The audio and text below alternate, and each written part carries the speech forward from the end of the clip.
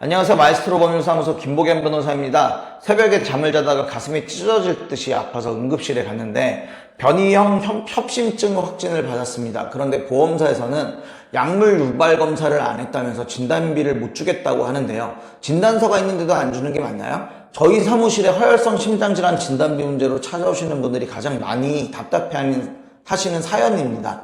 주치의 선생님의 확진 진단서가 있는데도 유독 변이형 협심증만 만나면 보험금 심사가 깐깐해집니다. 도대체 보험사가 말하는 그 유발검사가 무엇이길래 이러는 걸까요?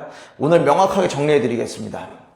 일반적인 협심증은요, 심장의 혈관에 노폐물이 쌓여서 좁아지는 병인데요. 주로 계단을 오르거나 운동할 때 아픕니다. 하지만 변이형 협심증은 조금 다르죠. 낮에 검사해보면 혈관이 비교적 깨끗하게 보이고요. 주로 밤에 자거나 아침에 쉴 때 혈관이 갑자기 쥐가 나듯이 꽉 수축하면서 피가 안 통하게 되는 병입니다.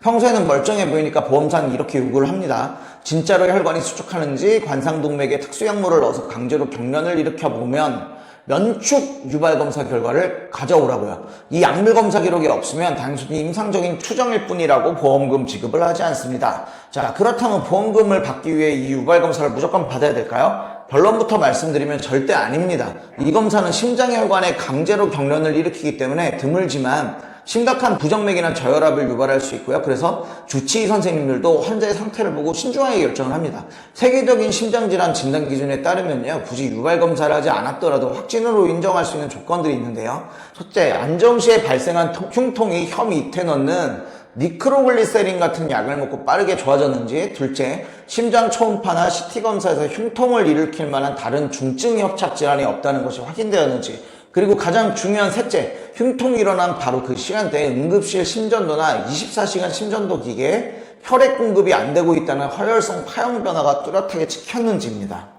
특히 가슴이 아플 때 심전도 그래프의 특정 부위가 위로 솟구치거나 아래로 떨어지는 변화가 명확하게 기록되었다면 이는 유발 검사가 없더라도 진단을 뒷받침하는 아주 중요한 근거가 되는데요. 다만 주의하실 점이 있습니다. 검사지에 단순한 심실성 부정맥만 적혀 있다고 해서 곧바로 인정되는 것은 아닙니다. 진단의 핵심은요, 흉통 당시 심장 근육에 피가 안 통한다는 것을 보여주는 심전도 그래프에 일시적인 변화가 찍혔느냐입니다.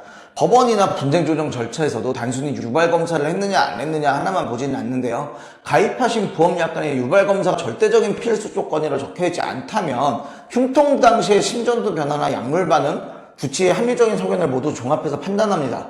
약관 내용이 애매할 때는 고객에게 유리하게 해석해야 된다는 작성자 불이익 원칙도 이럴 때 알아두시면 좋습니다.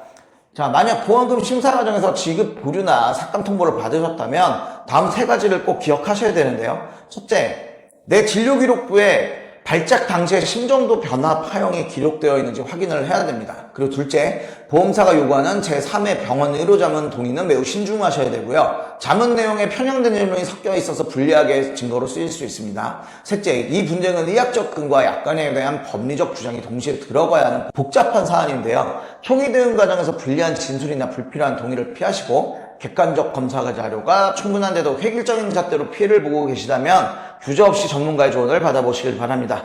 지금까지 마에스트로 법률사무소 김보겸 변호사였습니다. 감사합니다.